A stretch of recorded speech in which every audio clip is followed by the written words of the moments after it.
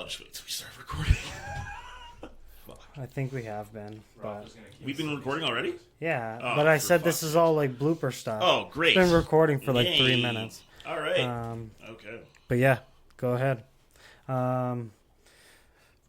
Do you want to get us started, or you want me to give you a little soft intro? No, I think I can handle this. All right, Thank you. let's do it. Good afternoon, everybody, and welcome to Spare Bedroom Studios. I'm Rich, and I'm going to be rocking the mic today for a one-on-one conversation with our previous guest, Mr. DJ Bryce Kenneth. He's back on the show. He was here in, when did we say, June? July? June or July. And since, first of all, thank you for coming back. It's great to have you. Thanks for having me. Anytime, bud. This is great. So since the last time you were here, let's take a look around. First of all, the studio has changed quite a bit. Mm-hmm. Yeah, since you've been here. I'd like to get your take on how it looks. Do you feel comfortable in this room? I feel very comfortable, and it's bright. I like how bright it is in here. It's Yeah, not too it's nice. dark. It's nice. I just want to get those pearly whites. Stop it. It's so pearly. Your skin is so just luminescent. All right, man, let's hop right into it here. So, Could be that face mask from last night. when you first came here a few months ago, you gave us a great look into what got you into electronic music or EDM music. For those of you out there who didn't catch that, can you just give everybody a quick, brief run through on how you got into that music? What drew you to that genre? I feel like, also, once again, thanks for having me back. This is great.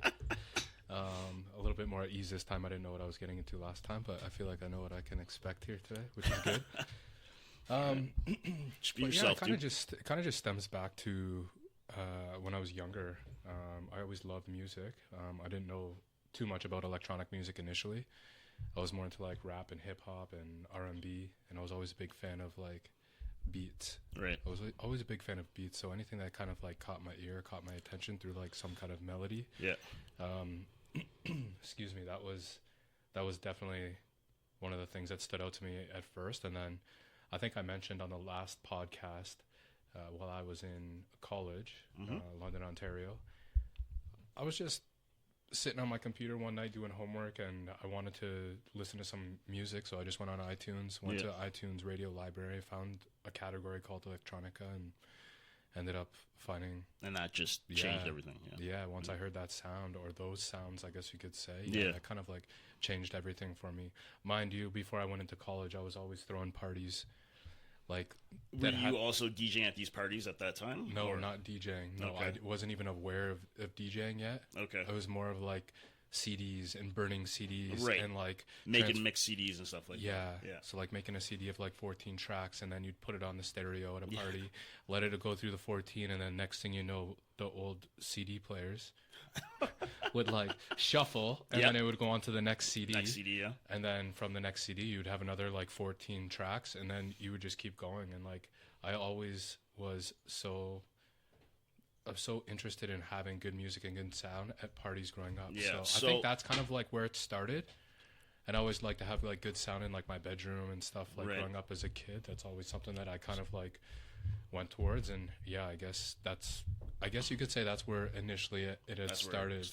So at least the electronic side of music for sure. So even then, though, at those house parties when you were making those mixed CDs, those were your CDs that you were putting on to get the party illuminated to get it started. So again, at that time, you were starting to weigh out the crowd or weigh out the people to see this song's a hit, this song's a hit, this one didn't bang so much. So maybe that, like, the next CD that you're going to make will be a little different or up to whatever those tracks were that got the people going. Correct.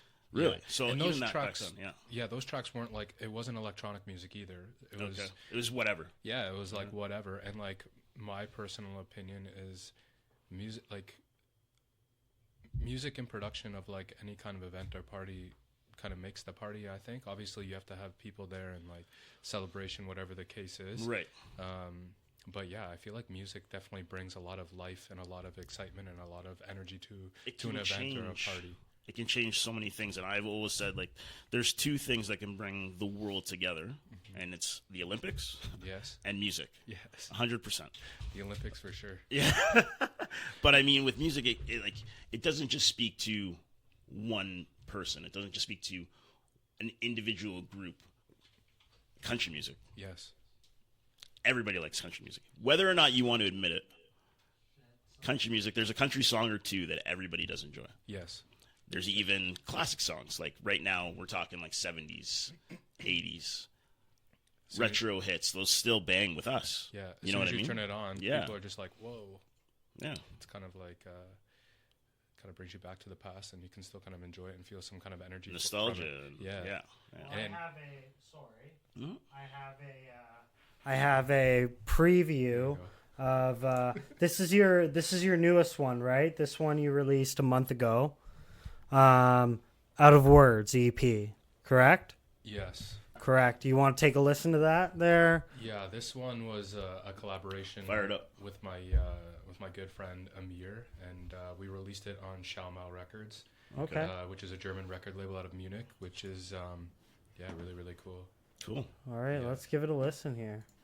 You don't have to play the full track. No. We'll play. So, how long is this track, first of all? Well, it's 8 minutes It's long. about 8 minutes. Okay. It's, but we won't play the whole. We're not, but for an 8-minute track, how long does it take you to put this together? Start to finish. Just ballpark it. That's tough. That's a tough one to answer. Well, I assume that when you start it, you might not work on it the next day or whatever. You'll take a break from it. You might go to something else. But if you're accumulating all that time that you're working on specifically this track, like a couple of days, a week? I feel like you come up with an idea and then you kind of like massage the idea, and however long that takes. Okay. I mean, I've realized and noticed that rushing any kind of production or any kind of artistry aspect of this whole music production, I feel like you need patience for it, and you need to like make sure that you put time, effort, energy, and care into it, because this is a product that you're putting out, and you're so vulnerable. Yes, exactly. To expose yourself. It's like once you release it, it's almost like, this might sound funny, but it feels like every time that I've released a track, you feel naked. Absolutely. And it's like the world is like, everyone's seeing you, seeing it, feeling the emotion that we put into it. So what I want to say is, like, this was a collab with my buddy Amir, and he's such a talented artist and producer. And what we generally do is we come up with an idea, whether he comes up with the idea or I come up with the idea, we spit it back and forth, and then we kind of formulate from there. So like, if you want to say like, can you make a track within a day? Of course you can. You could, yes. But generally it takes anywhere from like maybe from the initial start of the creation of the track, maybe like a couple weeks.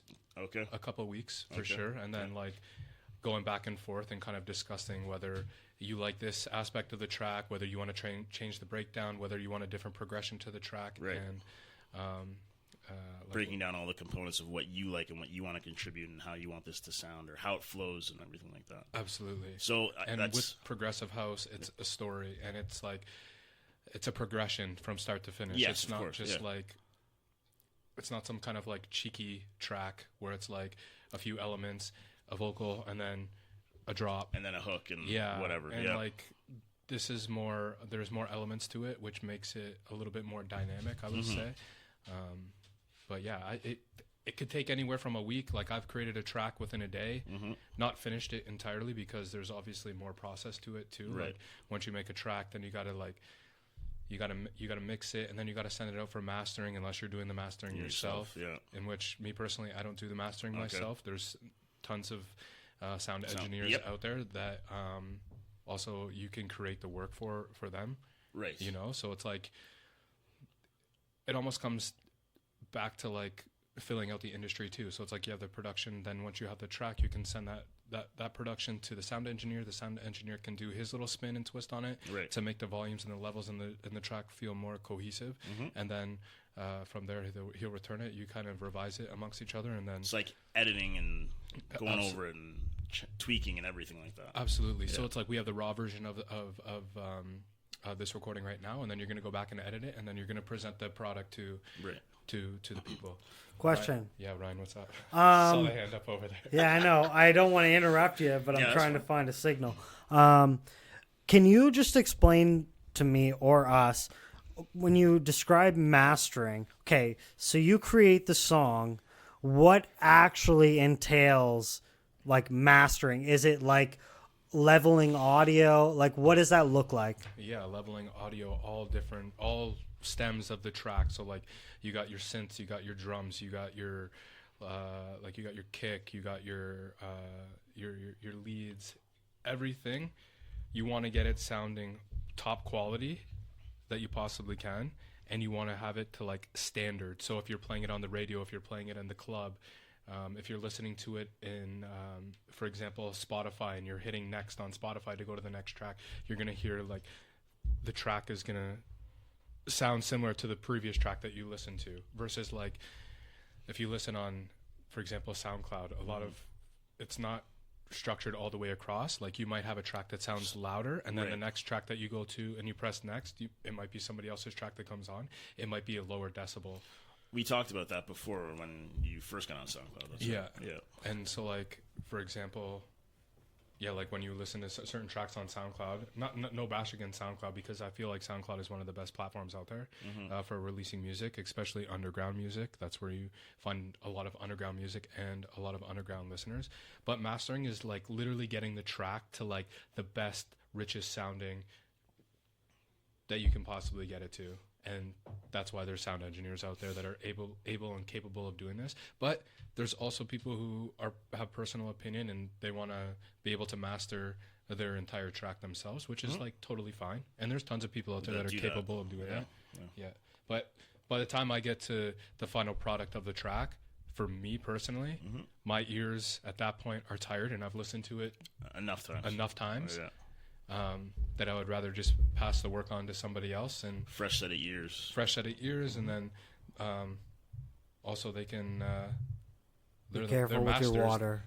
Be careful with your water. He's a water snatcher. Yeah, you might try to drink out of it. So since the last time you were here, it's been a few months. You've been working hard. You've been doing a lot of things, performing. Been nonstop, to be honest. But in that time, and it's a new year right now. Yeah. Since then, has there been something that has been a highlight for your career moving forward at this point? I would say yeah, for sure, most definitely. Yeah. I had that. Well, speaking of the track that you kind of just played a little clip of, Out of Words. That was actually an EP, a 3-track EP. Yeah. Out of Words, Revolution, and Desdemona. Amir and I released that. Amir is Zero Contact, by the way. He's one of my really, really good buddies. Okay. Him and I, we released this on Shelved Records out of Germany, and it charted really, really high on Beatport. Okay. So Beatport is like you can find all genres there. It's like very DJ specific, very artist specific. Like if I wanted to go download and buy tracks, for example, to play in a set that I didn't want to play, if I wanted to play other tracks aside from mine, and I wanted to curate a set, I'm gonna go to Beatport and look at all the charts. Look at all the tracks that are there. Yeah. Okay. So like melodic techno, progressive, house, and techno. Cool. Are the main genres that I look for. Okay. Yeah. So, but also, we talking about highlights in the last year. Something literally just happened about 5 minutes ago, right before we started. Yeah, that was. Tell us all about this. Yeah, this is kind of interesting. So I don't really know too much about it, but one of these tracks that I created earlier this year is called Mitternacht, which is it's funny. It's German for midnight. Okay.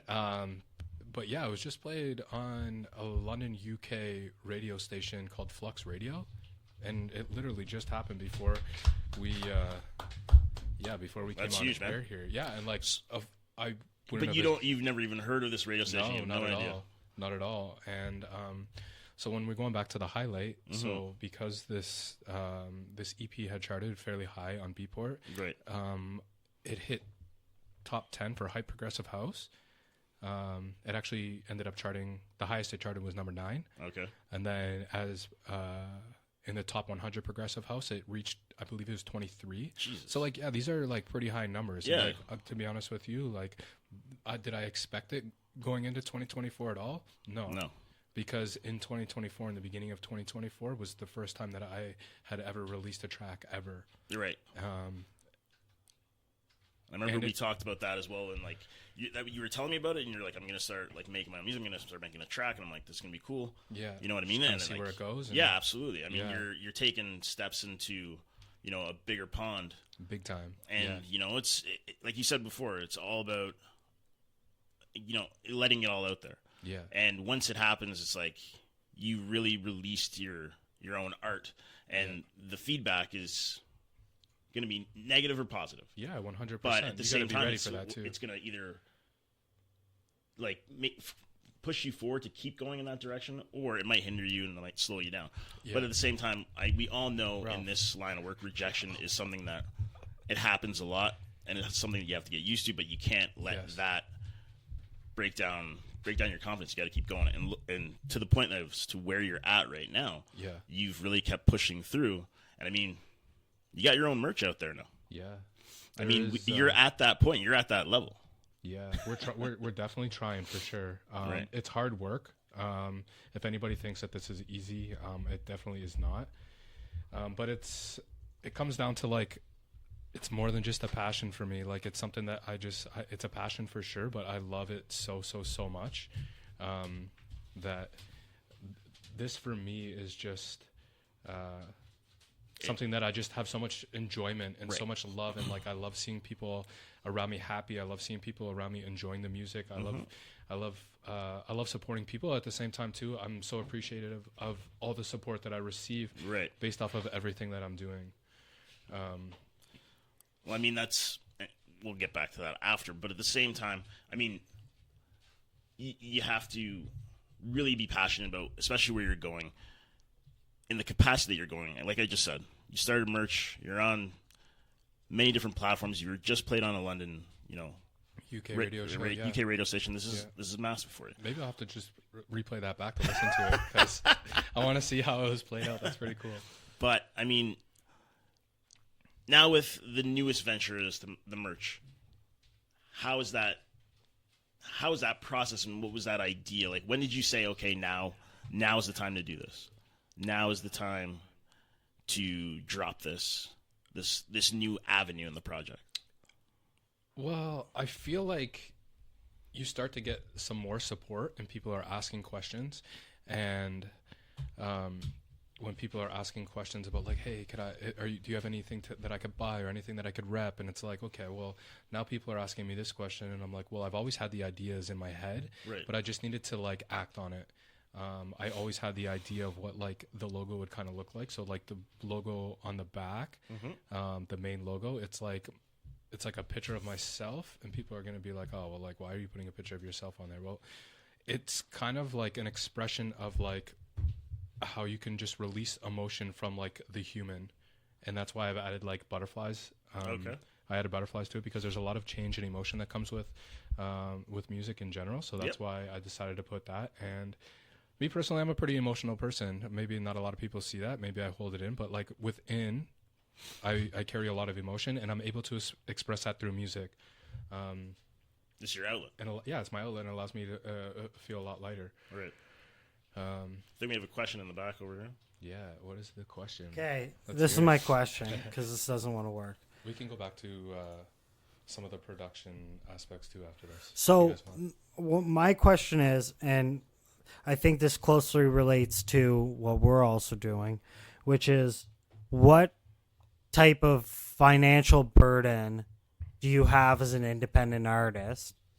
Like you collaborate with record labels and stuff like that, but from what I'm aware, like the merch is probably out of your own pocket. Like promotions probably, for relatively speaking, out of your own pocket, equipment, et cetera, et cetera. So like when you look at that and like driving your passion, what type of a financial burden plays into that? To be honest with you, I try not to think too much of the financial aspect, because once I start thinking about the financial aspect, I feel like that may potentially hinder any kind of dream or any kind of progression. Yep. Obviously, you have to like live within your means for sure, but luckily enough, like music isn't. I don't want to say music isn't full-time for me yet, because I definitely put full-time hours into like everything that I'm trying to do here, whether it's music production, whether it's promotion, playing live shows, going out of town for live shows. But I feel like, for example, merch. It's almost like, for example, like my merch line is like a Shopify. So I don't hold any product in hand. So all product is... It's like drop shipping. Yeah, it's like drop shipping. Okay. So it's through like its own third-party company, in which I just like set my designs to, and I can pick and choose whatever options I want. Okay. I'm a pretty minimalistic dude. I like caps, I like shirts, I like sweatshirts, I like toques. So like that's the way that I'm going to brand. Which is like a simplicity. But if somebody is like, hey, I want something like this or that, I'll look into it and see if I can provide that option. Right. But yeah, as like, for example, like equipment, as you guys know, like any kind of like microphone or headphones or like DAW, cameras, all that kind of stuff, lighting, for example, like it does get expensive. But it goes back down to like, the how vision. Much do you want this? How much do you want this? Uh-huh. Yeah, how much do you want this, and how much are you willing to bet on yourself, in order to succeed? You know, and like, the time is now. The time is not in 10 years from now. The time is now. The time it started. How long have you guys been doing podcast here for? Yeah. Right? Like April. Yeah, and look how much you guys have grown. Even like since I was in here last, like. It feels like a complete different vibe in here. So, like, how much are you willing to bet on yourself? Lubin published the first video June 3rd, 2024. That's the Lindsay Lohan? This is, you want to take a look at it? No, it's okay. No, we'll take a look at it. Oh. I recall. No, we'll take a look at it. You don't need to see this, dude. Yeah, no, I don't think... Look. How do you decide what projects to take on for what projects not to take on? Because, I mean, I've gone to see you at most of the shows that you have in the city whenever I'm available to go. I appreciate that so much. Oh, thanks. Dude. You're one of the biggest supporters, and I appreciate it so much. I have a great time when I'm there. But at the same time, it's just like, at some of the, let's say for the pop-up ones, what would make you decide to do one of those rather than, let's say, do one at Church of John on a regular Saturday night? Or vice versa, you know? What does it have to... Not that it needs to be something, but what is it that makes you want to say, yeah, I'll do this place, or yeah, I'll do that place, but no, I won't go back here?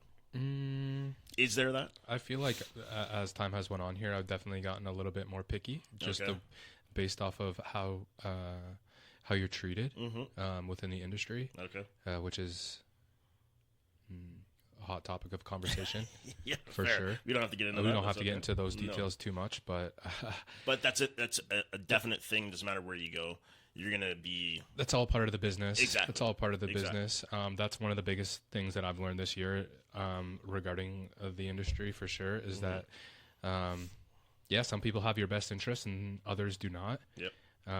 And it's a big. I don't want to say it's a big game, but it's. Sometimes it's who you know. Yeah, I guess that's true. Sometimes it has nothing to do with how big of an artist you are or how much artistry you have, right? And what you're doing. Somebody could be doing absolutely nothing and still be getting opportunities and chances for whichever reason. That's not my decision. That's up to those people. But also, I feel like at that point too, I feel like that's a really big issue in the industry. Yeah.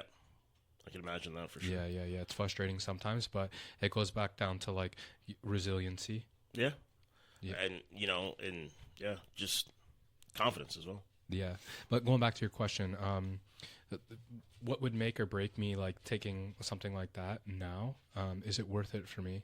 Okay. I think is it worth it for me or not if I'm personally gonna benefit from it. Obviously in this industry, you got to be a little selfish sometimes. But that being said, sometimes you just want to go do things for fun. At the end of the day, like, yeah, it's a passion. It's like something that I really care about and I love to do. But at the same time, enjoy yourself. I want to be able to enjoy myself and have fun. So like, my fun and my passion is one, to create music, but also to go to an event or like a party and play music and see people dancing and moving. That's one of the most important things, is going to an event. And like that I'll be honest too here, is like, you can't bring all these people to events. I can't bring all these people to events. I only have so much pull and so much reach and so much, it's like, I feel like at that time too, when it comes down to like throwing these events and throwing these parties, like on a Friday night or Saturday night, what's going to pick or choose? It's like, I really hope that the promoters can still do their end of the bargain, which is like put the party on, bring the people, promote as much as you can, and like promote well in advance. Don't be promoting the week of or like a few days before. Like, people have plans and people, exactly. People have lives outside of just coming to a club on weekends. But yeah, I feel like everybody's got to do their part, but I also feel like promoters got to really, really push that and get people to come to events. Yeah. Go ahead, man. Hopefully that answers that does answer. Question. Can you describe the difference between making music, sitting in a studio, etc., etc., etc., and then the other side of performing, which is actual live shows, and like the versatility that you need to have in terms of being able to be like introspective, having that thought process, putting emotions into it, but also like trying to understand the crowd and like what, you know what I mean? What type of energy you have to bring to that. So can you describe the two differences? Well, excuse me. It's totally two different atmospheres. When you're at home in the studio and you're making music, you're kind of more in like a zen place. You don't have too many, you don't have people around you. So it's not like when I'm in a studio producing music, I don't have all of that obnoxiousness around me, I guess you could say. Okay. In terms of like eyes on you or like expectation. You're in the studio and you're in a creative process. I feel like you're in there with you and yourself and your thoughts and your emotions. Right. But when you're out in front of a crowd, like even before you get up on stage, you're like kind of watching and feeling out the crowd before you even get up there. Yeah. But I've learned to go in with a game plan, and my game plan generally is the first two tracks I know that I'm going to play, and I'll see how receptive people are to them. Okay. And then I'll kind of go from there. I don't ever go into a set with a full set, like 1 to 12 or 1 to 14 tracks lined up. Like, I'm going to play this track one after another. I'm not going to do that. But excuse me. When it comes to playing those live shows and you have people in front of you and you're kind of like feeling the crowd out and watching how receptive they are to like certain breaks or certain drops or like a certain style, it's all based off of emotion. So the emotion that I'm feeling from the people is what I'm going to kind of lead into next. But again, I'm going to play my style and how I feel and write my story to you in hopes that you're receptive to it during that 1 hour. Because when it comes to DJing, my personal opinion, again, everybody's opinion varies. Crowd control is very, very, very important. Okay. Yeah, crowd control is very, very important, I think. In what aspect do you mean though right now? Being able to have people dance to the tracks that you're playing. Okay. Yeah. So like say you play 3 tracks in a row, back to back to back. Obviously 3 different tracks. Not the same one. That would kind of get kind of mundane real quick. Yep, real quick.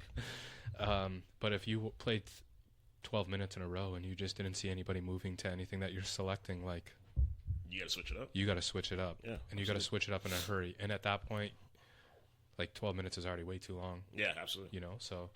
Can you notice when people are going and getting drinks? Like, can you see that when you're performing? Like, are you like, oh, I can see like that group went, like I'm losing people, and can you also see like, oh, I'm bringing them in?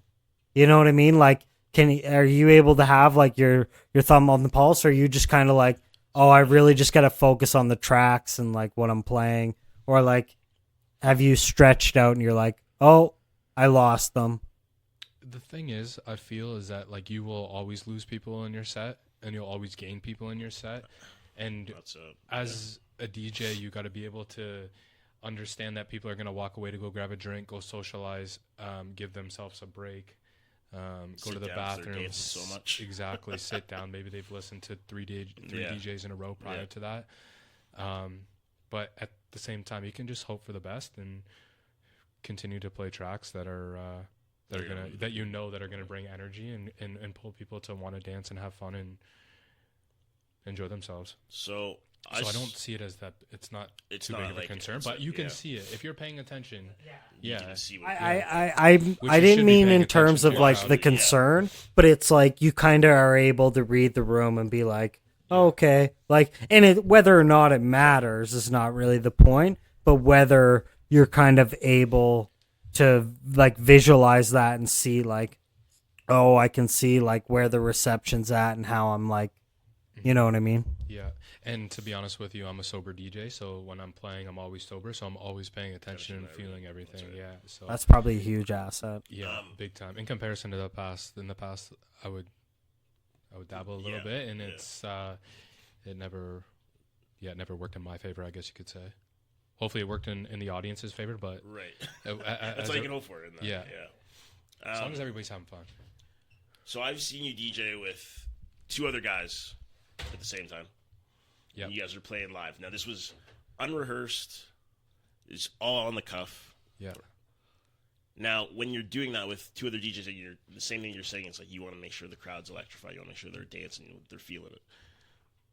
How does that dynamic change? I mean, like you don't know what they're gonna play, and they play something, and then after that, you have to come in and find something to go with that, augment that, move it up, slow it down, whatever, make it flow. Yes. How have you found that experience? Would you do you like those collaborations, or is that too much for you? I feel like it's such a test. It kind of tests your ability as a DJ, your creativity as a DJ, and you're willing to, your capability of being able to pick up on the fly. Mm-hmm. So once that other DJ throws a track on, and then it's your turn to mix in a track, and none of this is pre-planned, so you don't know what they're playing, like you said. You got to be willing to like think right on the spot and feel the crowd out and see where the energy is going within the track that they've played. Right. And you only have maybe 2.5 minutes or 3 minutes to go through your library, pick up a track, and rinse that one out, in hopes that it leads in the right direction for the next track for the following DJ. So when you're playing back to back to back, it's a challenge. It's a good challenge, and it really, really tests your creativity as a DJ and as an artist. Yeah, I feel like it's fun. It's a lot of fun, and luckily enough, those 2 other DJs were, they're great. One, great friends of mine, and two great DJs, both of them. Was that the first time you'd ever done that? With those guys? Yeah. Or just in general? Yeah. No, I've done like a back to back to back on Twitch. Okay. With a few of my buddies from Ontario. Okay. And it's kind of just like worked out. I feel like if you overthink a lot of things, it's more easier. You're more keen to make a mistake, or like you'll be too much in your head. I feel like if you just kind of like, it's like almost like improvising, like as if you're true. Yeah, it's almost like improvising. Cool. Yeah, and you just need to know some of your tracks too. Like if you don't know some of your tracks in your library, and you just try to go play that out, maybe like to the middle of the track where the break is, maybe like 3.5 minutes, 4 minutes. Like maybe this track is like completely out of left field and should not be played. So it's also good to know like some of the records that you got on your USB to play. Right. Question in the back. Question.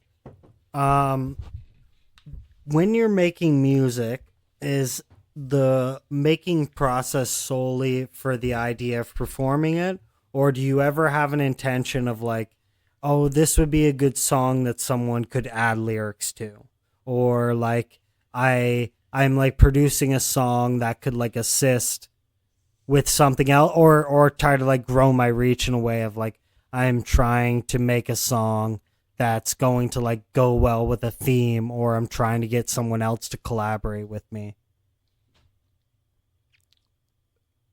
To answer your question, I feel like the TV timeout. Come on, I'm just joking. Go on. We're good? No, keep going. Okay. I feel like I'm not trying to create like a TikTok track or like, you know, like something Right. that's like 6 seconds that's going to go viral. No, that's not kind of like my intention or what I want to do. I just kind of go with like whatever I'm feeling. And once I sit down in the studio, whatever I like, I'll create like some drums, I'll create a melody, and then I'll have a bass line too. And I'll kind of just go from there and see what kind of direction I go in. And I'm either into it and interested in it. Yeah.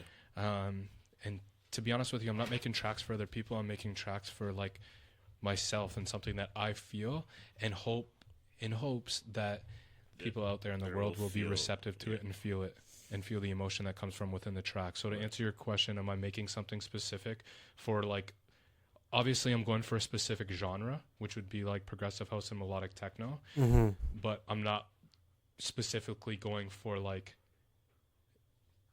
I don't mean like in general. track, I just mean like, I'm not going to try to be no, like, I want to make Baby Shark. no. But like, you want to put that on your track? No. have you ever thought to yourself during the creative process of like you've developed something, you're like, oh, this might be something to like tuck away, and if I like meet a vocalist, they might be able to like drop some super, and like this I'm just gonna tuck away for something like a specific situation that I think that kind of track could produce. That's you know what I mean? I see what you're saying. So Yeah. like, for example, I just made a track 2 days ago, and I've just shelved it because of that reason. Exactly, So right? I have stuff that is in like the library that is already produced and either ready for a vocalist or just release it as or you as just it is. or you just said to yourself like, oh, I just haven't figured out what I actually want to do with this. Yeah. So I'm So gonna like those tuck this Hidden aside. gem for right now. Right. Yeah. Yeah, in which I have a lot of those tracks that are hidden away that haven't even like, they'll probably be added to like an EP in the future as like a secondary track or like Right. Yeah. But that was kind of Your thought what process. that was like my thought process like- behind it of like, oh, this track would be really good for blank. Oh, this I would love to have this person perform on it, or like this would be a good art style that matches with like vocalist. another Yeah. or like another DJ, right? And it's like, oh, this would be the same type of style, and like maybe we can kind of merge a beat or something. Yeah. To be honest with you, I have a lot of those tracks that are just Chilling. sitting away. Yeah, that Chilling could be in the released crock or just pot. hanging out in the side. Like even that track that I released earlier this year called Love Wax with Rochelle. Her and I already have 2 other tracks that are completed with her vocals on it that are just sitting waiting. there, just waiting for the right time. Yeah. Yeah. Because you kind of just got to feel the vibe. It's all feeling. Yeah. Yeah. If I don't feel it, I'm most likely not going to do it. So for a lot of the vocalists that you get on your tracks, are they people that you know, or do you go somewhere? Or do you listen to a lot of indie music with vocalists or people like that, or like good singers, and you shop around to find somebody that you want to work with? Is that how it works for you, or is it someone that you recommended this person, or someone passed on this information, like this girl or this guy is really looking to mix with you or whatever, collaborate with you? Yeah, I feel like it comes from all different avenues that you speak of. And it's like I may come across somebody on social media, or I may find somebody on SoundCloud, or I may find somebody through a third-party website that is like strictly vocal, like selling vocals. Okay. Or people that are looking to collaborate with vocals. But I feel like they have to be very, very catchy for me to want to put them on a record. Okay. It has to fit the specific style that you're going for? Yeah, it's got to fit the specific style that I'm going for. And like I reached out to somebody, for example, on social media earlier this year from Toronto, and I heard some of this vocalist tracks. Like, I forget where I even discovered the tracks, but I was like, oh wow, these vocals are really, really good. Maybe I should reach out to this artist and see if she would want to write on some of my tracks. What kind of genre of music did she do? I think it was more like indie, chill, kind of like very like poppy kind of. Okay. Yeah, but like I really enjoyed like the sound of her voice, and it was like kind of like raspy but like very piercing. But I message and reach out, and it comes down to rejection. Like I didn't even get a response back. It was open the message and closed it. Okay. And I never heard back. And not to say that I shouldn't reach out again to be like, hey, are you interested? I don't want to look like I'm desperate, but like I'm gonna reach out, and if you don't want to reach back, that just goes to show me that you're not interested, and that's totally fine. And it comes down to rejection within this industry, and it's everywhere, and it happens all the time. And that's okay. You know what? There's going to be somebody else who will want to write on the tracks, and or you'll find somebody who sounds better. And or can flow better. Yeah, and such is life. Like, enjoy continuing to make your own music. I'll continue to keep making my own music, and life goes on. It's like I'm not butthurt about it or upset about it. Just it's the nature of the beast out here. But is there anybody right now that you would want to work with? You don't have to say who it is, but like, is there somebody right now other than that person? Yeah. Right. Yeah. Okay. Yeah. Local? No. Okay. No, I believe she's from the UK. Okay. Yeah, but she's like she's really high up there, I would say. But okay. Cool. Yeah, I would love to, but I don't know. Maybe within time. Right within time. Yeah, maybe I'll come across a track that she'd be willing to write on, but we'll see what happens with that. Now, when you're mostly making your tracks, are you making them, like when you decide that there's going to be one that has vocals on it, do you know that ahead of time? Like you're just like, I'm going to make a song, I'm going to make a track, and I would like to have this one have vocals on it, so how do I mix that together? Or is it just when you're mixing something and then it's just like, this would sound really good with some vocals in it? I try to make the track like as the instrumental, and then kind of be like, oh, you know what? This would be nice if it had vocals here. Okay. Or this pocket of the track would have vocals here. Okay. Yeah, it all depends. It all depends. It all depends on the mood. Yeah. All right, cool, man. A lot of it is mood based for me, for sure. Well, I think because it's so personal to you, right? And I think that obviously your emotions, this is where your true raw like passion for it will be expressed, and obviously. You're like we said before, you're putting your heart and soul into this. It's you're on the track, you know what I mean? So it's however you're feeling that day, that's how it's gonna go, or however the mood is. But yeah, I feel like vocals on a track, most cases, complete the track, because you can have like an awesome drop, you can have amazing synths and melodies, but as soon as that vocal comes in and it starts ripping that track, it's like deer in headlights. People pop up. But I think that could be said about any aspect of a track, to be honest. I mean, maybe you were saying before, things that really hooked you were the beats. Yes. And I think if, you starts off slow, and then a heavy beat comes in and it hits at the right time, it's like, oh, you're feeling this. And I mean, like, that's... Feeling it. Where's it going to take me? That's that moment, you know what I mean? Where even the vocals could be at that point, too. It's like, ooh, yeah, this is fucking perfect. Yeah. So I think that... I'm not trying to take anything away from that, but I think that with music in general, it's like any part of any song, the way it hits, the way it sounds, the way it flows, that could really hook you. Big time. Yeah. And I think it's very interesting. Like, all of us listen to music, but it's when you're an artist who creates their own music, you're breaking it down. And I think that hearing every aspect of how it's broken down and every piece of how you put it together, how the puzzle comes together, it's a very interesting and creative way that things get done, and I think that the end result is obviously the best, most rewarding. Yeah, for sure. Part. Yeah, people listening to your music and sharing it. Yeah, like I found TikTok videos of people creating videos and having my music on it. Really, I would have never thought that a year and a half ago. No way. So even SoundCloud, all these mixes that are coming out, these DJs are putting mixes together and mixing my tracks in. And you're like, man, what? This is crazy. That's fucking it's a lot of growth. A lot of growth. Exciting for sure. Because but never give up. That's just it. There's days where you're like, man, I want to give up. I don't want to do this anymore. There's too much pressure. There's too much pressure in the industry. But getting opportunities, and then you're like, oh, you know what? Well, I just want to keep going, keep powering through it. Yeah. Mm-hmm. I watch Shorzy. I don't know if anybody out there watches it.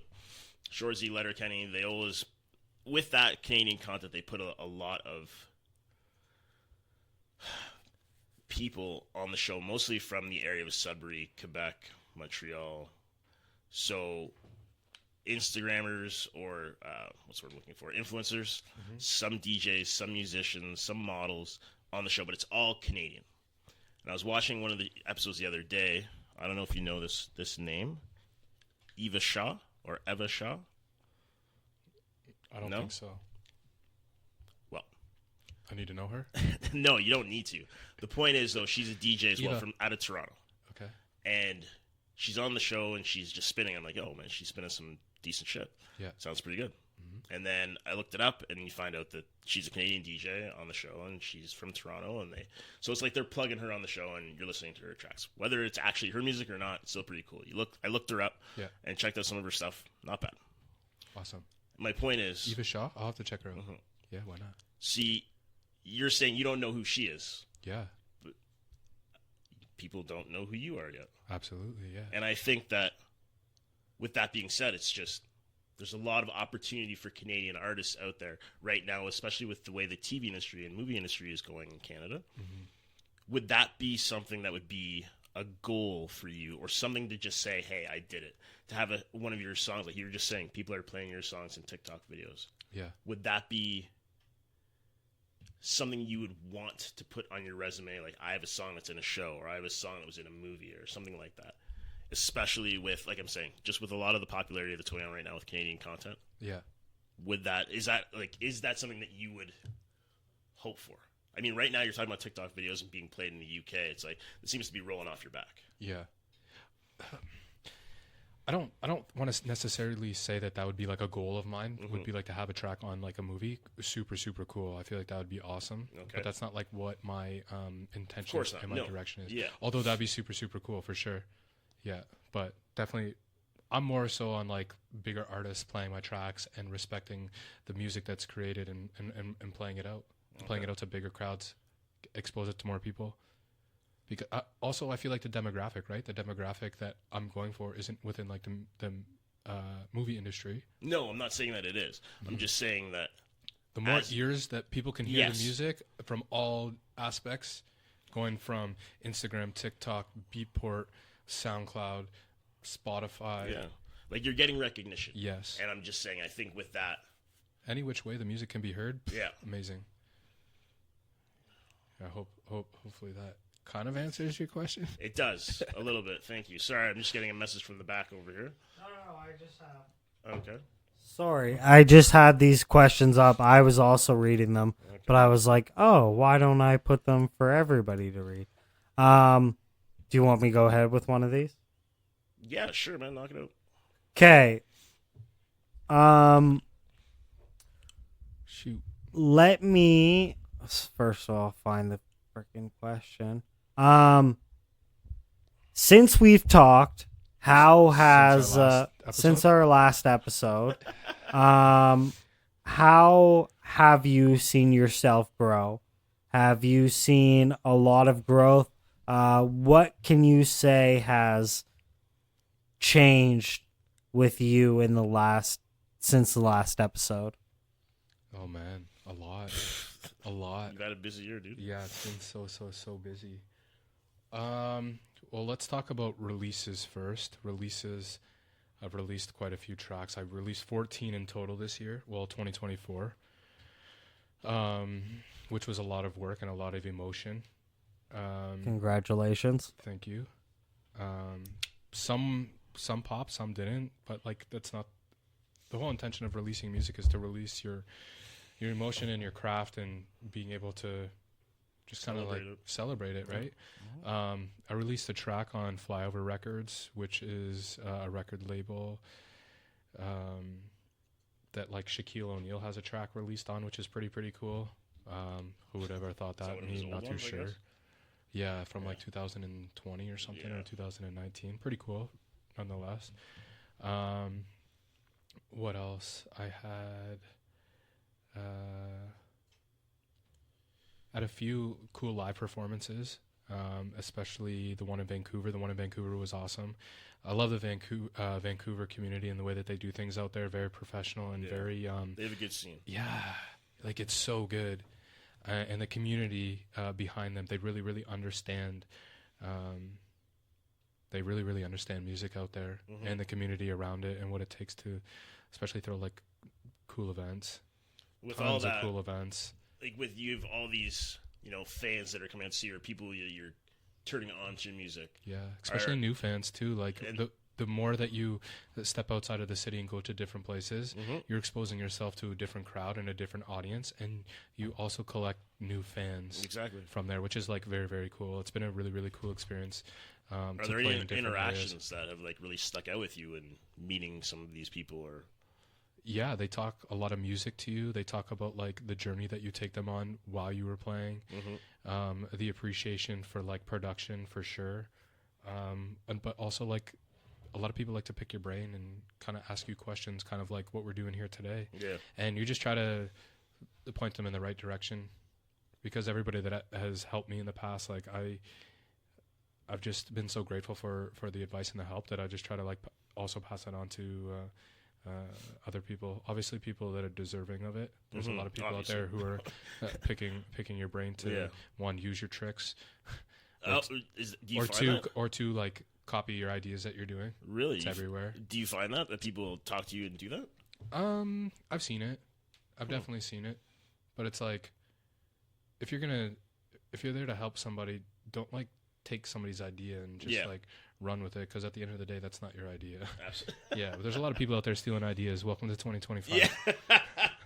I don't think that's ever really going to change. So yeah, which is okay. It is what it is. What else? I'm trying to think. YouTube has been something that has really, really popped off for me since we last had that talked. show on, or that performance on YouTube. Yeah, we did one in Edmonton. We did one at what's that bridge called? The Walterdale. The Walterdale Bridge, yeah. Beautiful bridge downtown Edmonton. Love that bridge, man. Yeah. It's so weird. Such a beautiful area of the city that Edmonton has created there. Took a little while to get that bridge up, but beautiful area. I actually got to play with my girlfriend's best friend. Her DJ name is DJ O2. Okay. She's currently living out of Saudi Arabia, but she's originally from Ukraine. Okay. Her and I did a YouTube recording there. Is that still up? Yeah, it's still up. Yeah, that won't be coming down. Put the link up there for us at the bottom of the screen. Check it out, people. Yeah, it's got quite a few views on that one. Yeah. But yeah, YouTube has definitely blown up since I started that this year, which is not something that I was expecting to start this year, because I've already had so many projects on my hands. Right. But going back to my girlfriend real quick, she's very, very supportive. You've obviously met her. She's splendid woman. Yeah, she's very supportive and I feel like, well, actually I should say, I really hope that everybody gets to experience the support that a partner can give you, especially when it's positive experience. Obviously it's so easy to talk about negative experiences amongst partners, but my partner has been very, very supportive and very, very helpful and very consistent with me, and I'm super, super grateful to have somebody like her to push me and constantly not let me slack. You guys push each other. Very much so. Absolutely, it's great. Yeah. But yeah, we did this recording downtown Edmonton. I was just kidding. This is the show. Yeah.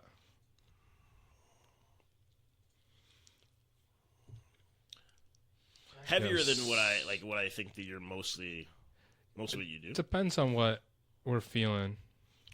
I was feeling melodic techno. That's what I'm saying. Like, you look at the venue, you look outside, you look at the day. Yeah. It's like, that's what you want, man. Yeah. Yeah, beautiful sunset in Edmonton. There was a lot of people out that day, too. We had to be careful of everybody that was roaming around us. Oh, really? Glad we got away with it, yeah. So that was just impromptu? Yeah, that was impromptu. And, we got there, we set up. Within a half hour, everything was set up. We pressed play, and then we recorded. We had a guy doing drone footage. Yeah, that's right. Yeah. We had a side camera, main camera. That was an awesome experience. But, yeah, for YouTube, I did another one. So when we were in we were in Vancouver. We played this boat party for one of my really good friends, Shades of Day. She's also a really, really good artist and DJ out of Vancouver. Yeah, she's amazing. If you get a chance to check her out, she's great. Shades of Day. Shades of Day, check her out. Yeah, we also did a YouTube recording, downtown. Where was this? Kind of by Granville Island in Vancouver, and the backdrop looks like it's yeah, it looks like it's Photoshop. Looks like a green screen. That's the I think I saw the. This is the one right here. Yeah, she's an awesome track selector. It legit looks like a green screen. I swear it's not. This one actually just cracked, I think, 41,000 views. 41,000 views, baby. Let's go. And climbing, yeah. And climbing. Let's go. So, we YouTube don't even have has them been, subscribed here. Yeah, boy. It's been a helpful tool for you right now. Yeah, I wasn't ever thinking of getting into it until this year. And it's been a lot of growth, a lot of unexpected growth. Good. Yeah, look, 11.8 thousand subscribers. Yeah, definitely. Killing it. Grew pretty quick, which is pretty cool. That's been definitely an awesome experience like this far, and I'm gonna continue to keep releasing live sets on there. I feel like that's something that I also want to add to I guess you could say the portfolio, is that I really, really enjoy doing those. Obviously going back to Twitch, I used to play on Twitch during COVID, and that's where I got a lot of exposure. That's right, yeah. Well, if you look at a lot of the big like Fred again, like Sunday mixes, Miss Monique, like there is so much space for that type of work in terms of like just having that ambiance recording of like you going in, you having like a few cameras set up, and then you're just running a set for like 2 hours. Yeah. You know what I mean? Like, and then you take what you want, you take what you don't, but it's you're doing it anyway. You're basically just practicing. Yeah. Right. You know what I mean? So it's like, just getting why reps in. Why wouldn't you? Well, honestly, why wouldn't you record it? And put it online if you're trying to gain reach? For sure. Exactly it. You know what I mean? It's like I always tell people, like, even if it was something like woodworking, and you're like, oh, I'm really trying to like sell my business. Yeah. It's like, well, why wouldn't you put it out? Like, why wouldn't you take a camera, hang it above your workbench, and whatever you're doing, you just record it. And then if you can't do the editing, pay the $50 and send someone, and he'll edit it nice and clean with clean cuts, whatever it is. Teamwork and makes then, the dream work. Right, and then just put it on an account. Yeah. Right? Yeah. Well, there you have it. That's how you do it. You just do what you want to do. If you're passionate about something, this is the moral of the story. If you're passionate about something, just do it. Just don't be scared. Well, you look at a guy and he has like the tattooed crosses on his eyes and whatever. I forget what his name is, but he's building like this village in Arizona. But he's come under like a ton of scrutiny. But he's always doing like these like handyman, like Chris Gatz. Have you heard of him? It's helpful for people though. It's like you haven't heard of this guy? Absolutely. I mean, when I don't know how to do something, obviously now I just check YouTube first and look at the DIYs and go from there. What's the worst thing that could happen from you throwing something out into the universe? You know, you get rejected. Yeah, that's the worst thing that could happen. Or you get taken down. You get canceled. I don't know. One of two things. Speaking of which, you might get canceled today. Who knows what could happen? This guy. You haven't seen this guy before? Am I supposed to? I'm kidding. No.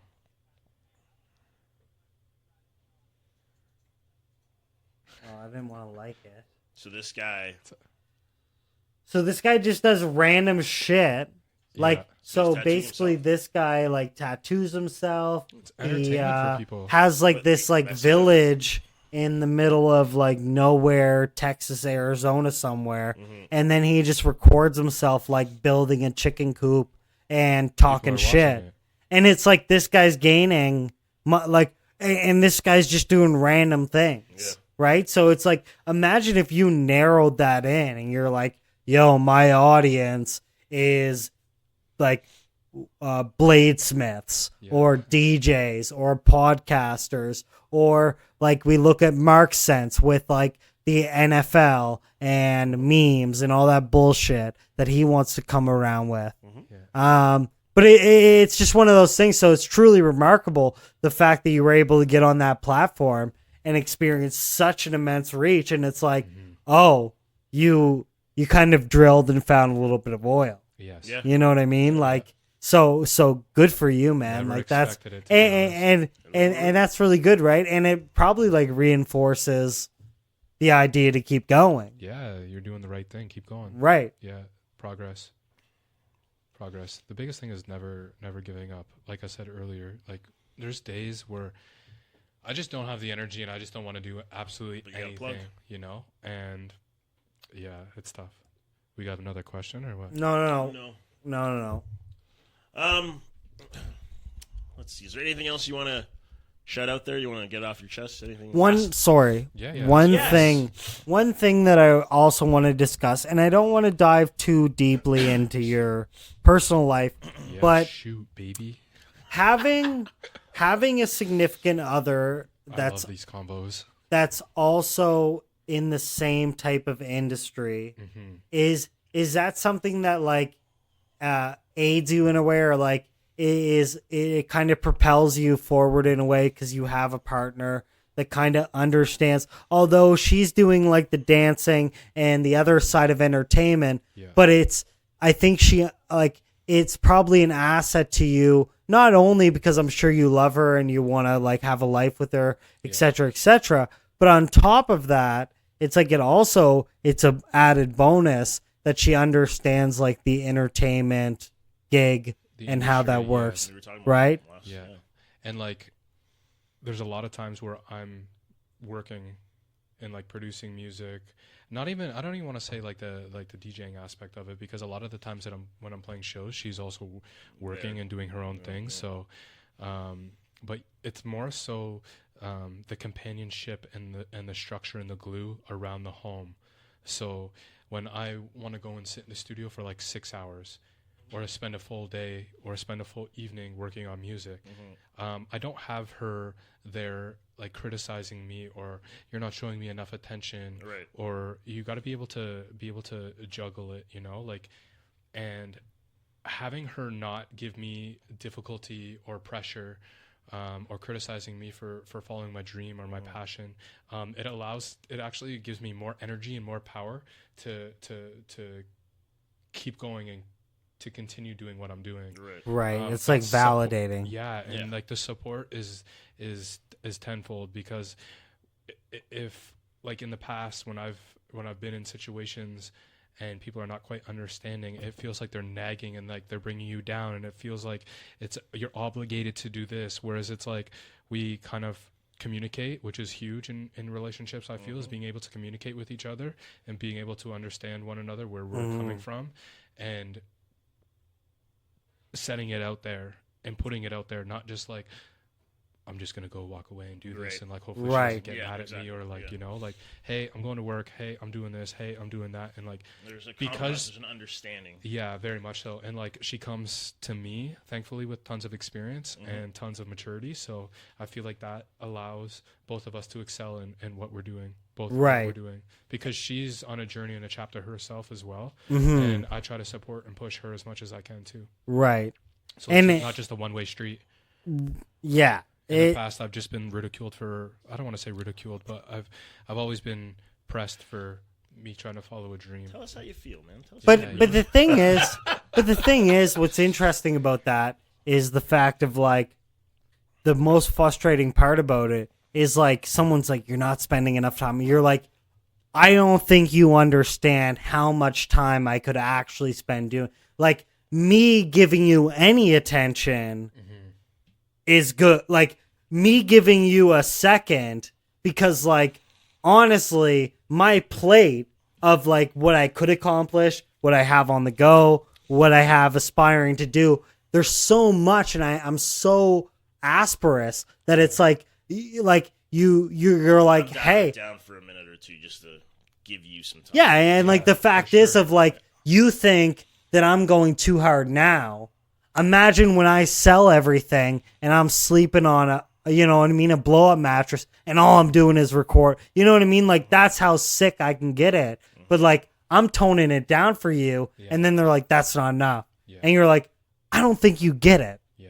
You know what I mean? Like, I don't think you understand like how ridiculously obsessed I am. Yeah. You know, and then that's a really, really good way of putting it. It's a very good point. Yeah. Absolutely. You know, but it's also something obviously that she has been a part of since jump. You know what I mean? Yeah. So it's, and I pretty much laid it out right away. Exactly. Right? It wasn't like, oh, this is a surprise coming. Mm-hmm. No, like she's definitely very aware for sure. Right.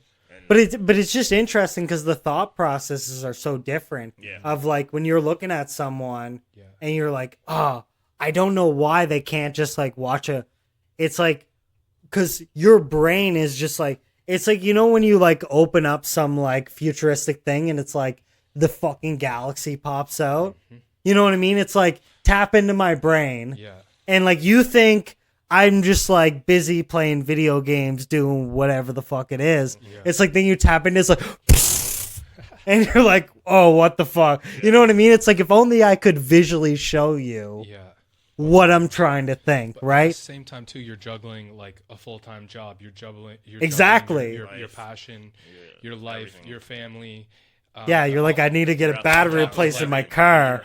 Plus the dream, plus your job, plus relationships. Yeah, so you're like, and you want me to watch Vanderpump Rules? And you want me to watch this? Yeah. But again, like when we were saying, it's like there's got to be an understanding. There's got to be a balance. There's got to be some form of communication that tells the other person, this is what my life is. This is what your life is. Yeah. Can we make this work together? Can we do this? If not, what's the point? Mm-hmm. And it's very rare that you find someone that's meeting on the same level. On top of that, you find it rare that like you would meet so I look at like my relationship with Emily and I say like it's rare that she would date a dude that's doing a podcast. Yeah. So I have to allow a certain amount of space to be like, okay, well, how many people are doing this? What type of adjustment would she have to have? Because like I'm not a car mechanic. Yeah. I'm not a fucking real estate. You know what I mean? It's like, okay, there's maybe a handful of people that are doing this and actually like putting in the effort. It's like there's downtime in this, but there's also doesn't have to be downtime in this. Right. And like on top of that too, you look at like circumstances like, okay, what if a promoter called you up, hey, I have a really good opportunity for a show, but like you got to be ready in 2 days. Mm-hmm. And maybe you were going to like a very important dinner with your missus. And it's like, well, you need to juggle. Is it more important to have the dinner? Or is it more important to go do the show? What is my reputation and what am I earning over here? Yeah. And what am I sacrificing? So like I say the same thing like when I look at like Emily and I say, what if a guest just randomly was like, hey, I can do it tonight, 9:00, but I'm only available this time and I'm never going to be available again. And it's like, am I going to sacrifice whatever I had planned with you, knowing that hopefully I have a lifetime of opportunities. I can't understand that. Right. And on top of that, you say, how much am I willing to just fucking piss her off? Like, how much am I willing to like be like, hey, you feel whatever you need to feel? Yeah. The right one wouldn't be pissed off though. Exactly. But that's what I'm saying, right? Where it's like it becomes an argument. It's like, okay, we'll get over this later. Mm-hmm. I'm going to go do this. Yeah, it might like, hurt feelings temporarily. Yeah, like you'll be pissed off now, but eventually like we'll get through this and like we'll talk about it. But clock's ticking. Yeah. I don't really have the time. Sacrifices that need to be made in these kind of situations. We're looking at the bigger picture here, right? Yeah. What's the bigger picture? Is a bigger picture having this dinner tonight together? Or is a bigger picture like going and performing an opportunity? Yeah. Or like you getting somebody on your podcast that's just going to blow it up. And I think like, that's the difference between, you know, the go-getters and the naysayers. You know, it's like you're going to do what you want to do until it's like when push comes to shove, it's like I'm not going to do it. I can't make those sacrifices. This is one thing, and I know we're running into time here, but this is one thing I have because like one thing that I'm not very like emotional about a lot of things, but one thing that I'm emotional about is like, okay, do you try to grab too far that you can reach? Like, do you do you show up and like you underwhelm? Like so I reach out to people knowing like, oh, this person's not going to, like, I'm way overseeding like my reach. And then they're like, yeah, let's do it. And it's like, well, can I actually facilitate this? Like, did I step too far and now I'm going to embarrass myself? Like, so say you overreach and you go to a festival and you're like, yeah, I want to do it. They're like, perfect, cool, 25,000 people.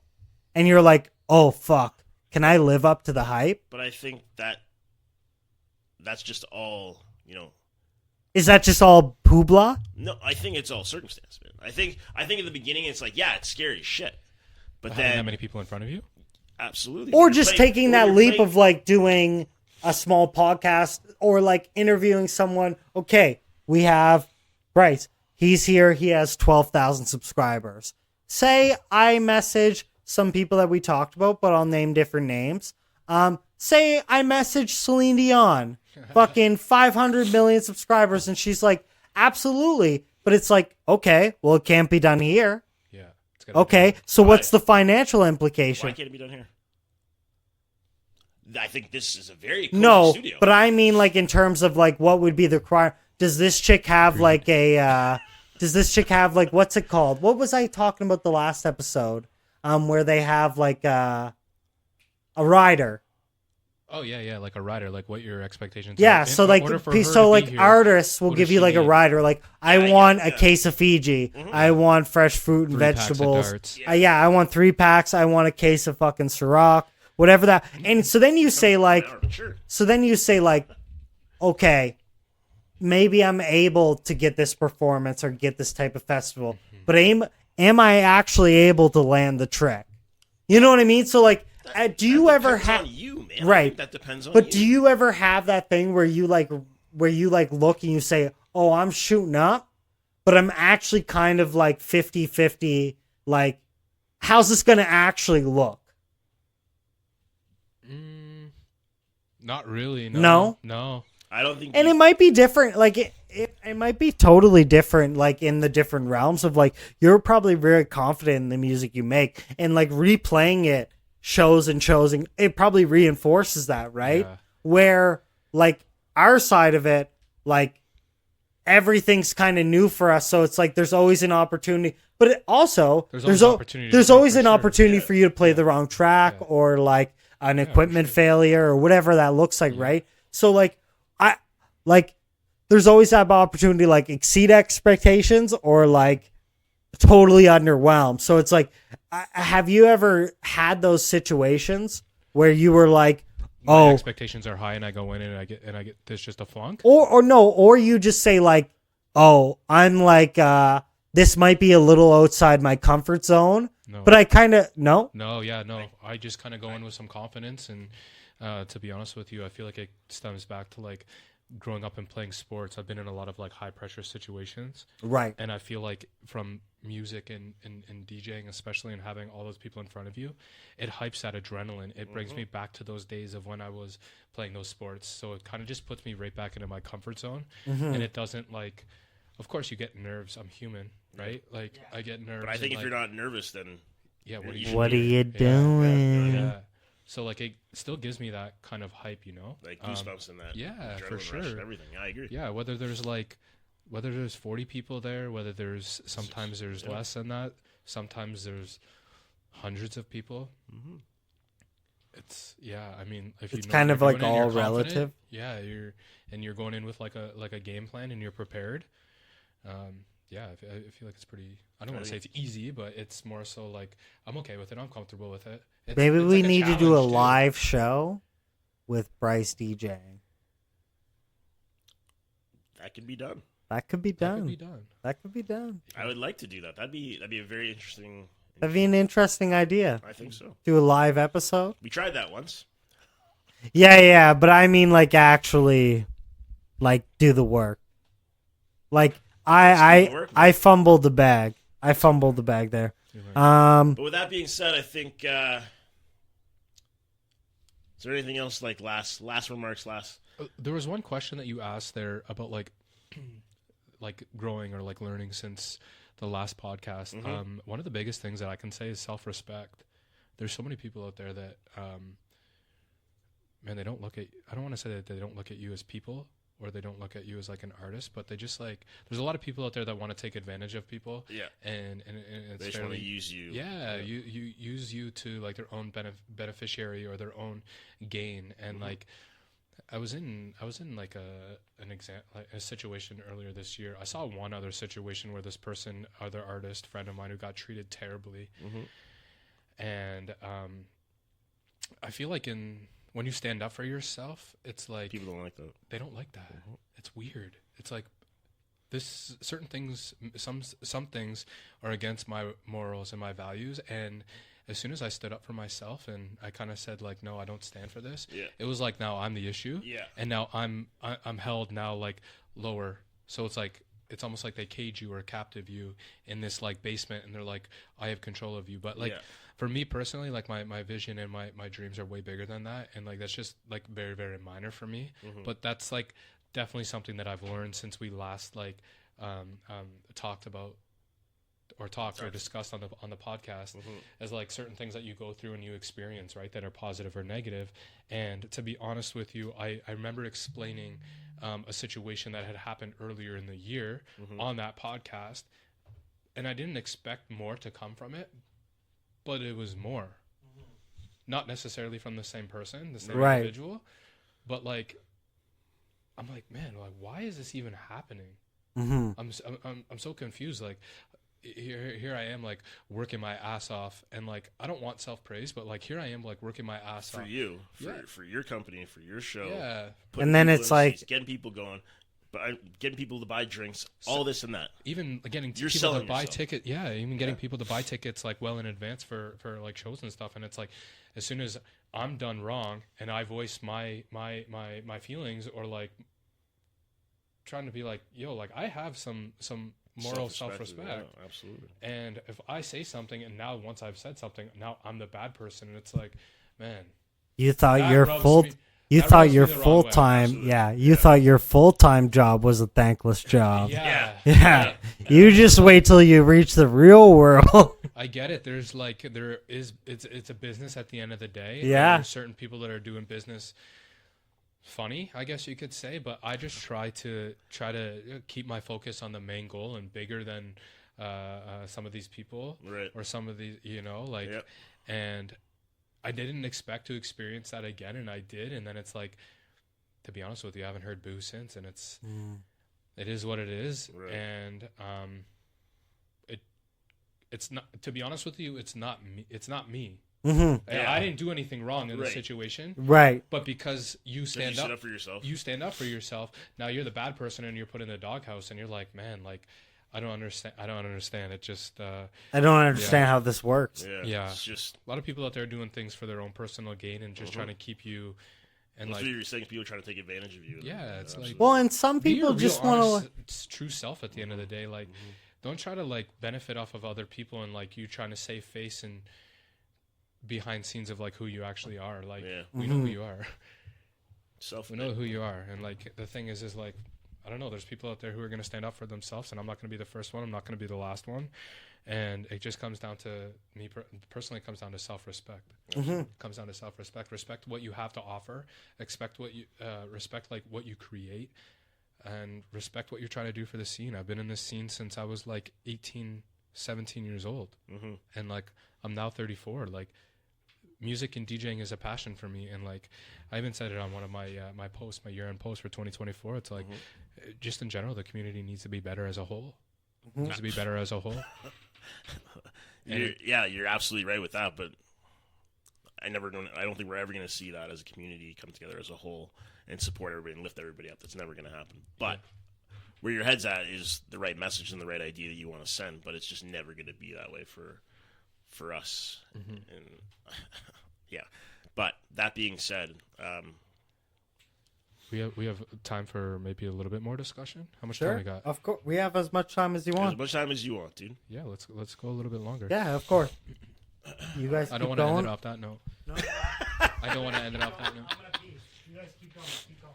Everything's still recording. Everything is still going. Okay. Trying to think what else I got coming up here. I got a few. Well, yeah. Is there anything cool you got coming up this year so far that you know of right now? I got some pretty cool YouTube recordings, locations coming up. I'm obviously not going to disclose those because in the winter months. Once you share ideas, some people like to take them, so I'm not going to do that.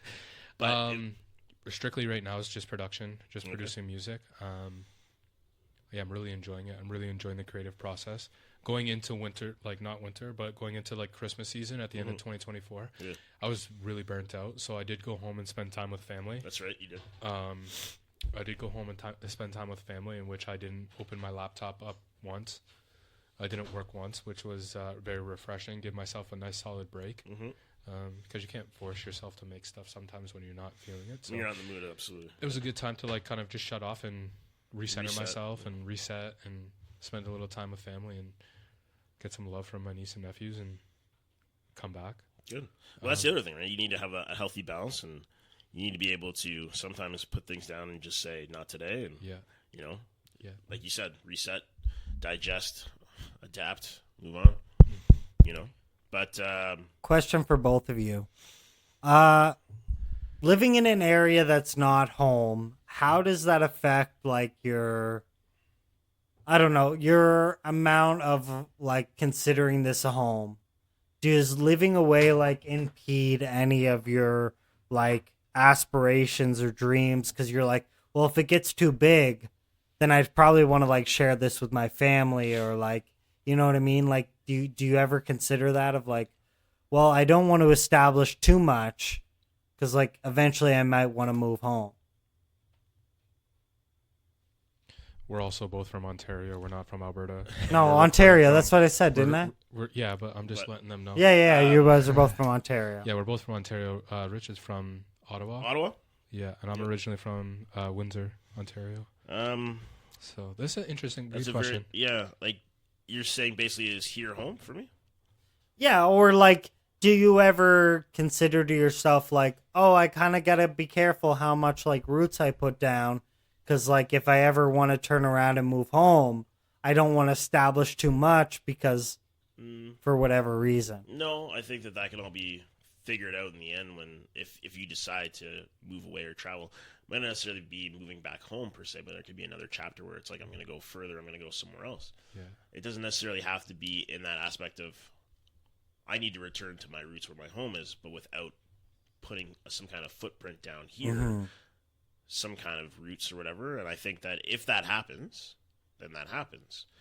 And then, but I think if you're dead set on the fact that you want to go back home or wherever it is that you came from, like as to what city or province or whatever, that's something that you need to have decided when you start making these big projects, if that's the case. Right. Like, my question, like, to refine my question a bit is like, does the idea of moving home impede you of certain decisions you make here? Like, are there certain things like, oh, I would do that but if I have the thought of going back. Yeah, so like not get my hands in it, because if I get my hands or in like I would take this job, but I'm going to take that job because the possibility of me relocating here is higher, or whatever that looked like. So does your strategy and what you're doing kind of change in the fact, because like for me, I'm from Nova Scotia, but it's like here's home.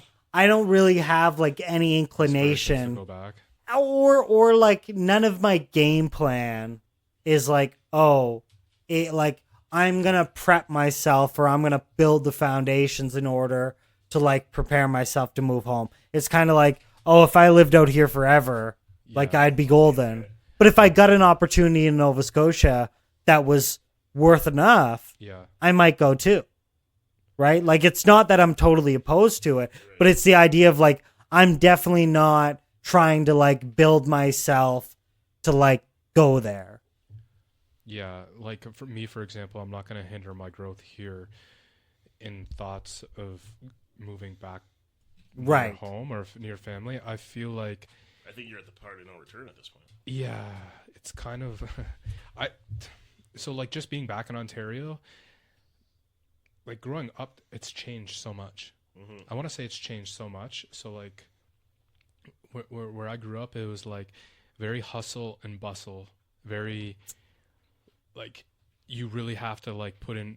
It's like such a fast-paced environment, and as soon as you like kind of like slow down, you kind of fall out.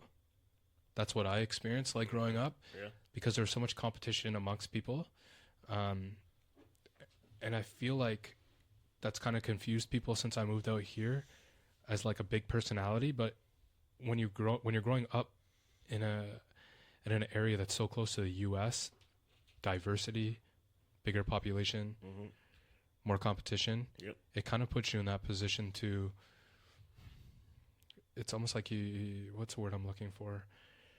Kind of puts you in a position where it's like you got to fight really, really hard. You got to compete. Yeah, you got to, it's very competitive. And I feel like that competitiveness that I came with out here, it confused a lot of people at first, because they're like, oh, your personality is a little bit big, or like you're a little like too much. But it's like, I don't know, when you're raised in an environment like that, there's no time for there's no time for slowing down. It's you always got to have the gas on the pedal. And like I feel like I've taken that and kind of implemented that out here, in terms of like, for example, like this brand, Bryce Kenneth. It's like trying to moving that back to Ontario now would be. I don't know if that's the best decision going forward. But I mean, like playing shows back there, and like I have connections back there, which is awesome. And I hope to play in Ontario more. But to be like, oh, I want to just like relocate and move back, I feel like I'm pretty content out here. But do you feel that this is like your home base now for that? For Bryce Kenneth? Well, theoretically, if you're looking I would at say if you're looking at touring, this would probably be like an ideal spot, because you're. The hard part is that it's far from a lot of places, right? That's the only. Well, but I mean, in terms of like, how much are you touring in the East Coast, right? Like, as far as you're probably gonna go is probably is probably Quebec, and that's like maybe, but it's like you're closer to BC, so you're not taking like the whole trip over. You're kind of like in between. God knows how much that costs for like driving or flights. Yeah. But I just mean in terms of like travel time. I feel like I'm pretty established here. Yeah. There's obviously thoughts of like going back and being. Well, and the connections with the people in the area and getting shows and shit like that. He's got Promoters connections and back stuff, home as well. But that's the other thing. It's like, with the passion of the industry that you're in, it's like you don't necessarily have to have a home base somewhere. I mean, you can produce anywhere, you can make anywhere, and then it's like your fan base can grow from there. Sure, it's nice to have a solid fan base here, but when it grows, it's like you don't have to just. Well, let's talk real talk. I don't want like I wouldn't want to be like, hey, I'm gonna move back because I just want to be like living back next to my family. I go over those thoughts almost weekly ever since I moved out here. Yeah. I've been here for 10 years.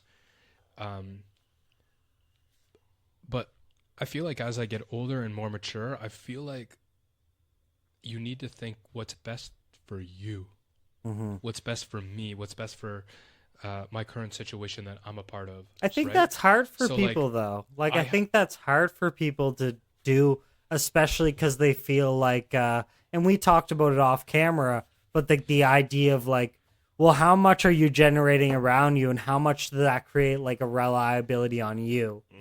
So then you say to yourself, like, well, I'm not doing this because I want to do it. I'm doing this because, like, I have the weight of 7 people on my shoulders. Yeah. And that's what's actually guiding my decision. You know what I mean? So, like, it's a weird thing, because it's like, yeah, you might have a home base here and this and that, but that, like, idea of, like, I have to serve these people, or, like, I've developed enough of, like, an established relationship or an agreed upon like idea that like, well, this carries way more weight, and like I gave these people my word that I would, you know what I mean? So then it's like, how do you take that and then say like, well, I'm going to put all of my like personal shit aside and like my dreams and hopes and whatever it is, because like whatever I promised them, is like way up. You know what I mean? Like, Yeah, but then it has to come back down to what is best for you Mm-hmm. now. because it's like you can't help someone on an empty tank, No. No, absolutely right? not. So that's also a thing too. I have an example of a friend back home who had like had moved to a new city, built himself up in that city with like friends, job, etc., and then thought it was a good idea to move back home, which was like 2 hours away. And within a year, it's like, oh, I made a mistake. I need to go back because I had established myself and set up a life there that may potentially have been better than going back there. Because here's my thought process behind it: is when you get older, people's lifestyles change, people's priorities change. If we were to have this conversation 8 years ago, I feel like I'd maybe be answering this question a little bit differently versus now, because like even when I'm eager to go back home now to see friends, I'm going to leave family out of this equation just because every time that I go back to see family, they're always excited and always eager to see me. Right. But when it comes to the friend aspect of things, and this is no jab at any friends at all, but people are busy. They got lives, they got work, they got families, they got other responsibilities. So like now at this point in time in my life, I'm more eager to go back and see them, but they're just still kind of living that Monday to Friday, 7 to 3, 8 to 4. It's really interesting you say that. It's really interesting. Like they're not eager and excited to like see you, and they're not like, because they're just living their life. Yeah, that's exactly it. You know what I mean? And you're actually just like interjecting. Myself into their and you're like, hey, help me. Like, what can I do? Yeah. And they're like, I actually have to go to work. Yeah. And you're like, okay, I guess I'll stay home. You got the assumption in your head that these people are on the same. Yeah, like everybody has time off. Yeah, they're like, not. The sad truth is, it's not there.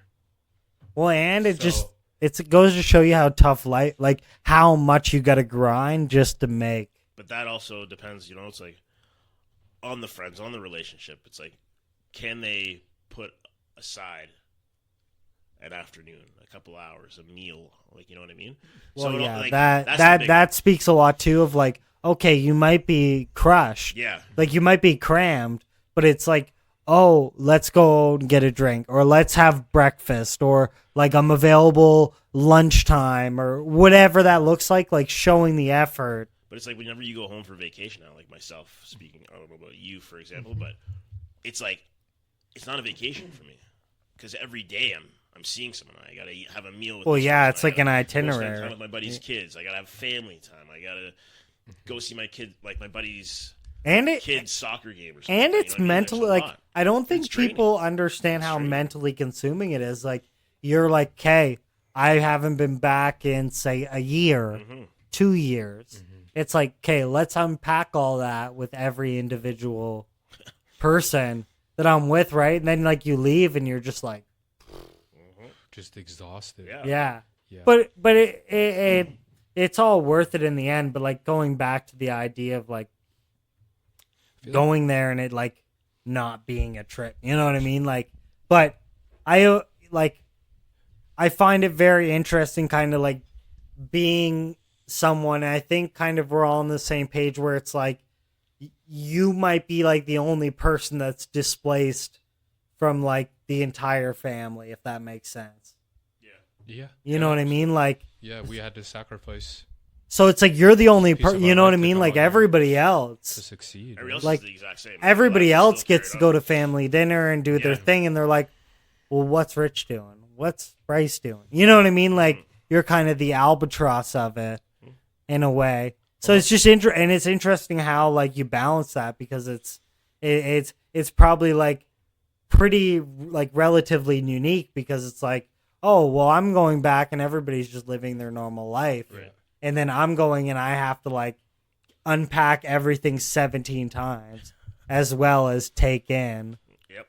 I feel like a lot of my emphasis now is like family, to be honest. Yeah. Like go back home and just spend time with family. And if, to be honest with, like, I'm here if somebody wants to hang out and do something, fire me off a message and I'll make time for you for sure. Right. But I just let everybody know when I'm coming home. Yeah. And then now it's up to you to make some. If you want to try to pencil me in, that's cool. Yeah. If not, you can call or whatever, or swing by. But my thing is just like creating that space of just being like, hey, I'm gonna allow myself available once, twice a week for like family obligations. I'm gonna put myself out there, but I'm not gonna bag. No, like I'm gonna offer it, and then it goes back of like you put the ball in their court as well. Like I'm gonna gauge it out and see like, well, how much do you care? Because if you don't give a fuck, then I don't. You know what I mean? Like I'm trying, but I'm also not gonna do this perpetually, week after week after week, and then start like victim blaming and being like, well, I'm trying. It's like no, you throw it out there. And then you kind of see what's coming back, and it's like, all right, cool. You want to walk the dogs, you want to do lunch, whatever that looks like, right? I feel like depending on what time of year you go back to, like I just went back around the holidays, right? So people are a little bit more busier. They got more family functions, work functions, and stuff. So like even when I just went back, I didn't get to see a few of my friends, and that's just the nature of it sometimes. And it's like no hard feelings. It's just business. Just the way it is. Yeah. Just business, man. And the thing is, like some people, and it's okay. Like I'm not gonna. Yeah. Like exactly. when I say like it's just business, I mean like the business of living away and traveling in. It's like it's just like I only have so much time, and like you just need to respect the fact that like I only got this amount, and like sucks to suck. Hopefully next time. That's the other thing. I think people do get it after all this time for me being away for 10 years. Every time I come home, it's like I tell people the same way. It's like, here's when I'm going to be home. Here are the dates. Last time I was there, I didn't even get to see my buddy's. I didn't get to see my buddy's kid or his wife. I saw my buddy a couple times because there were different events that he was at, but I didn't get to see her. And that's just the nature of the beast, you know? It's like you can't see everybody every time you want to come home. Yeah. Like you said, people got lives, people work. Everyone's got their own things on the go, so yeah. And then this past trip too, I got one of that GI bug. Oh my god. Yeah. Second time I got it in 2024. There it is. Yeah, 24 hours, just flattened. Do you find you get sick a lot, like in a yearly period? Like I'm very weak in terms of like nausea and shit, but in terms of getting sick, like I don't fucking get sick. Like I don't get sick. You got a really good. You know what I mean? But like in terms of like nausea, but like oh my god, yeah, I got COVID 4 times. I don't even know how. Just scratching them fucking discs. You know what I'm saying? Just scratching them discs, sniffing them fucking fingerprints. You know what I'm saying? Yeah. 4 times. Good Lord. That was a nightmare. Yeah, sniffing those vocals. Brutal. Terrible. Wish that on anybody. What else we got over there? Yeah. Nothing. One thing that I just want to make aware is like where are people available to get a hold of you? You got YouTube, Instagram, Facebook, you got TikTok? I have TikTok, but I don't use TikTok. Yeah, I don't fuck with TikTok. The only reason why is stealing my data and shit. You know what I'm saying? Stealing all my Ryan's got his opinion on TikTok. Yeah, stealing my data. Clear. Yeah. He's afraid of the TikTok. Yeah, selling my ideas for the next episode. You know what I'm saying? TikTok, people are like, you know what? Use every single thing that you can possibly use because we live in an era where social media is like king at this point. So there's more eyes, baby. Yeah, there's so many outlets. Yeah. TikTok, I don't use TikTok too much, only because I don't know what it is, but the reach whenever I post stuff on there, it just doesn't reach. Okay. I don't know if it's like I'm posting garbage. No, that's what I posted 15 videos. I could look it up right now. Not for me. I posted them 10 days ago. To this day, probably 0 fucking view. And I'm like, I don't know what it is. Like, it's just the way it goes. Luck of the draw, maybe a horseshoe in the ass. I don't know. I have no. I was like, but I posted on YouTube, Instagram, no problem. Yeah. You know what I mean? Like, no issue. So, also, I think it's probably the fact of like Canada is like trying to outlaw TikTok, and you can't make money. And like part of TikTok's creator program, you can't make money. I've heard though that if you're going live on TikTok, that's a really good way of reaching people. Yeah. I feel like that's a really good way of reaching people. But like, yeah. So to circle back around, best for me is Instagram for sure. Instagram, YouTube, SoundCloud. Instagram is definitely king. The top 3 for sure. That's where we shine. Yeah. I'd say Instagram is for sure our best platform. Instagram is one of the best platforms out there. I would say for me as well. Oh yeah. Sweet. And then you have a lot of stuff coming out on YouTube. You're dabbling into like the YouTube stuff, more of the longer format videos. Yeah, usually about an hour long, or I'm going to be posting shorts on there. I haven't disclosed this yet. Exclusive announcement! Oh, Let's go! Wait. You guys are hilarious. Exclusive. World Star. That's funny. What do we have going on here?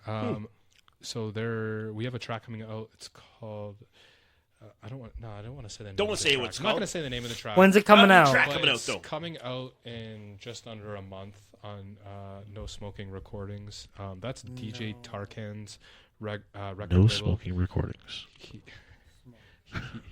He's out of Turkey, Istanbul. Turkey. Oh, cool. Yeah, he's very heavily into the deep tech and deep house genre. And got a track coming out on his label, really, really big label.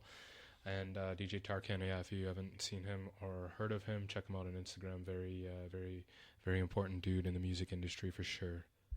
But we got that one coming out. Just signed another track, another EP today before I came here on Shelved Records again. Big shout out to Eddie Tango in Munich. He's very supportive, very good artist, very good producer, and super grateful to be a part of his record label and a part of his team with Zero Contact. Very excited for this to come out. Very excited for these tracks to come out. We have a Congratulations, I guess. You'd be saying that, I guess. We're very, very excited. We're gonna pump your shit all day. I've been actually playing that track in my sets for almost a year now. Yeah. The one that's coming out on Shelved Records. Very, very excited for that track to come out. Took a little while for it goes back to being it's tough industry out there sometimes, but just be patient. If I can give any advice, just be patient. It's a slow roast and journey. Just enjoy the process and enjoy every piece of it, because sometimes it goes by fast and a lot of times it goes by very, very slow. Just trust the process and enjoy the process as much as you can. But Life moves pretty fast. 3 big records coming out here shortly. That's all right, Lubin. Yes, sir. Take us out of here. Take us out of here on this rocket ship, baby. We're done already, eh? How many minutes are we at here? We're at 2 hours. Yeah, I'm gonna read this verbatim, okay? Yeah, we're at 2 hours, baby. This All right. approach acknowledges. No. That's the AI one. No. You can't read the AI response. Come on, we already discussed this, man. Oh, okay. I was so confused. Okay, no. Listen, I'm not It's even. already been 2 hours. It feels like it's only been 1. Okay, well, it's actually been 1 hour and 45, but it's been 2 hours. Well, we know what's coming up for you this year. We know where you've been the last year. Yeah. We know what's happened in between since your last interview here with Spare Bedroom Studios. Yeah. And at this time, we got a lot of things coming up for you. We're really excited. We're going to keep plugging you. Maybe we'll have you back on in another 6 Well, months not or only so. that, we're actually going to go live. Well, we'll do that, but what I was going to say is after this episode, Rich and I will look through the shop and we'll plan an order, buy some merch. Yeah. That's love what we're that. going to do. Awesome. I was going to say no to that. Let's do it. Excuse me? I said I wasn't going to say no to that. I thought you said you were going to say no to that. And I was like, This guy needs dude, baby. I was like, is this guy having a stroke? Yes. But yeah, we're going to get some merch, and our next episode of The Conversationalist. Throw up the link for the merch on. We will. He'll send it to us. And We'll do that. throw it up in the back, but we'll get some merch to wear for the next episode. Okay. BryceKennethMusic.info. We're gonna do it. Let's do it. You right there. I think that'd be a cool idea. Get some T-shirts for me, you, and Mark. Yeah, why not? Yes. Yes. Yes, I think that's a great idea. I just want to say thanks to you guys for Thanks for coming back. the extended support. You guys have Absolutely. been one of my biggest supporters. No, man, we love it. Those of you guys who don't know, this is DJ Bryce Kenneth, man. Check him out. Yeah. Check him out. His socials will be in the description. All of the social media followings, links, merch links, links to our social medias. Don't forget, Like and subscribe, follow, subscribe to Bryce's channel. We're all here. We're out here. Loving it, living it. Thank you guys for the Happy support New Year and in love. 2025. And of course, bud, Yes. always supporting the love. We got you. Yes, likewise. Thank you. I appreciate it. Thank you guys very much for tuning in. See you guys next time. Next time.